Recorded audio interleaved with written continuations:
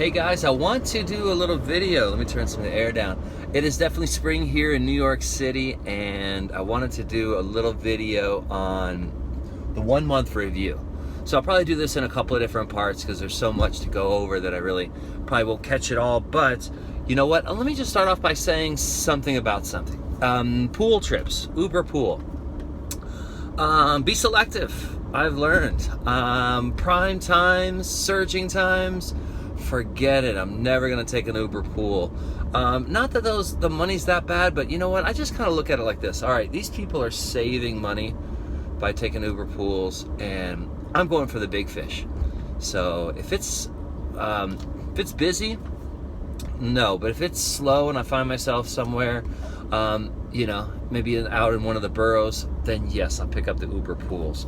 So I've been more selective with that and just choosing those, pretty much as I want to.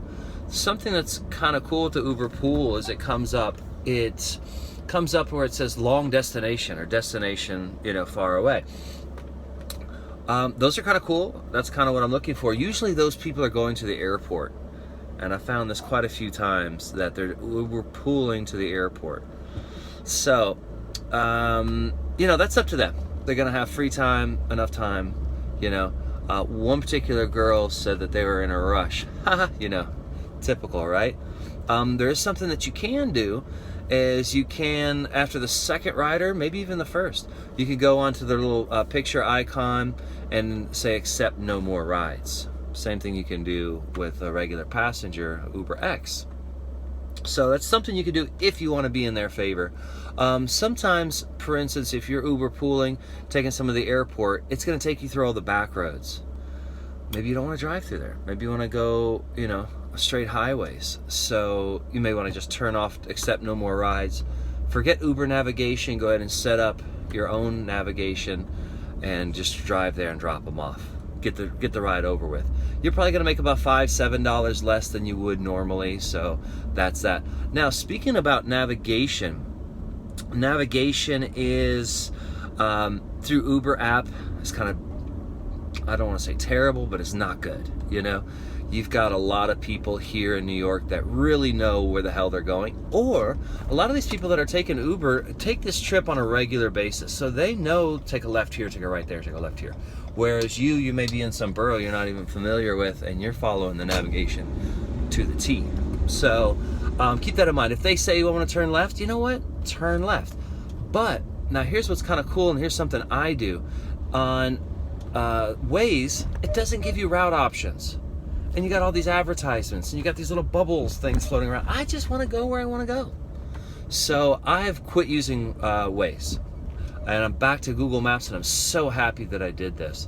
What's been going on with that is that I am really happy with it because I'm able to choose different destinations. Or if someone says this, for instance, this happened to me. This guy was in the car, and he goes, "Can you take a right here?" And I looked on the map, and the map says, and I said, "Sir, yes we can, but that's going to be 6 minutes longer if you choose. That's what you want." The guy said, no, okay, go the way you want to go. 3 blocks later, the guy goes, "Can you take a left?" And I said, "Well, sir, that's going to be 4 more minutes. If you like, I can go that way as well." It is up to them as they're right. He goes, "Oh no, I'll keep going." So you know what? In the end, he ended up just using the maps as it was. So that's my take on the navigation. Google Maps all the way. You need to look for something. And a lot of times I'll look for Starbucks. Got interrupted. But what I was saying was I look for Starbucks a lot of times here in the city. And A, because I like their coffee. But B, they have bathrooms. And that's something when you find yourself on the road, you're like, man, you have to use the restroom every couple of hours. And so Starbucks are perfect. They always have one. They never give you a hard time about buying something. But chances are, you're going to buy something there anyway. So that's that. Okay, let me try to put everything into a nutshell here. To make money with Uber, you have to spend time behind the wheel. You're gonna obviously make more money during rush hours. Really good to get up early, 6 o'clock. Even earlier if you do, you're gonna make a good $100-150 by noon. So maybe even $200 if you're good. Now that being said, I'm definitely not driving smart. what I'm doing is, what I mean by that is that I'm really not going after gold. I'm using Uber as a means to a secondary income for me, sometimes a primary. But here's the one thing that's what I really like about driving for Uber, and that is, you know what, this job revolves around my life. My life does not revolve around this job. That's what I like about it. And there's no boss.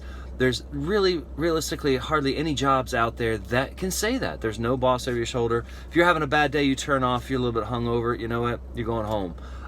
Anything like that, that's what I really enjoy about it. But as I'm saying, like, I'm not really going hard at it because I'm okay with pulling in for $500-600 a week, versus some people are not okay with that. And now keep that in mind, I'm having to make $1,000 to pull in the 500 because I'm still renting the car. So, you know, that's going to change eventually. Also, what is going to change, once I learn my navigation down better, is I am going to be experimenting with the XLs. I think those things are awesome. I'm definitely very comfortable driving a bigger vehicle, so I want to do that, but I really need to get my navigation down. If somebody says, hey, we're on Madison, go over to Park and Lex and go up to 59th Street, I just want to know that without thinking about it, if they give me directions to a certain place. And right now I'm still really heavy on the navigation, so I'm going to hold off on that. I'm gaining experience here. My ratings are still doing exceptionally well. I'm very happy about that, so it tells me that I'm doing something good. Here's something that I've been doing, because I've been wanting to know, where the heck am I going? What is my day really looking like? There's an app called Track My Drive. That's super cool. Check it out. You can daily put it in, see where you're going. Or at the end of the day, you can see where you've been. So sometimes you're in really cool places, and you're like, wow, where was that? You could drop a pin there if you really liked it. You want to go back shopping or do something, or the beach, who knows? Because beaches are not that far away. As a matter of fact, in the trunk, I've got a pair of swim shorts and a towel and some sunscreen now that it's warm.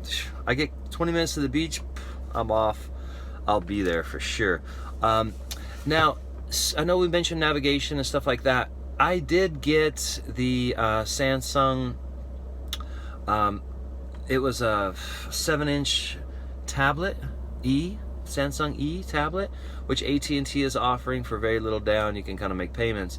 Now, I really like that. I loved having navigation on the dash and having my phone over on the side for separate things, whether I want to check Surge or whether I wanted to, maybe I'm in traffic and I want to check my email real quick or something like that. I really love that feature, but I had to turn in that Samsung Tablet E because I'm iPhone and Mac everything, and it did not correlate. I couldn't make phone calls from my Samsung E or text message, so I couldn't connect to the customer, so that was no good. So I've returned it, and I will be getting the iPad mini to throw up on the dash, and I'll give the whole car tour once I kind of get things set up. I really don't feel like I'm anything special to do a separate video just on that as of yet, but maybe when that iPad mini comes in, that'll be cool. Speaking of this job and having this car in New York, I never thought I would want a car, but this is awesome. I've been taking my daughter to school, picking her up from school, using it to take her places. I haven't been in the subway in over a month, which is, for me, is awesome. I mean, don't get me wrong, I have nothing against riding in the subway, and I've done it for years, but just to be able to have my own freedom, my own air if I'm hot, heat if I'm cold, in my own way about going things. And I'm really blessed to have parking near where I live in Williamsburg. And I think if I didn't, and it was a pain in the ass to get the car in and out every day, I'd probably second guess doing any kind of ride share. But keep that in mind, that's a pretty big one. That's kind of the little things that I wrote down. Just overall, am I going to keep doing this? Absolutely. Do I like doing it? Yes, I do. I'm meeting some great, cool people. Everything about this I'm really enjoying, and it's really working out for me. I hope it does the same for you. Hope you're learning some things here as well. And, just overall, I do plan on taking a break. I'm going to be taking a month off to do another job. and return the rental car probably in 1 week from now. So that's kind of cool. I'm pretty excited about that. And that's what's also kind of cool. You know, if you get 7 days, you turn in the car, you turn the Uber app off, and guess what? You don't have to worry about anything, any payments, nothing. So guys, if you like what you're seeing here, please give me some comments down below, subscribe, thumbs up, all that kind of jazz, hit the bell, bing, whatever, but hit the meter, get on the road. Let's get this, you know, let's really kind of make this happen.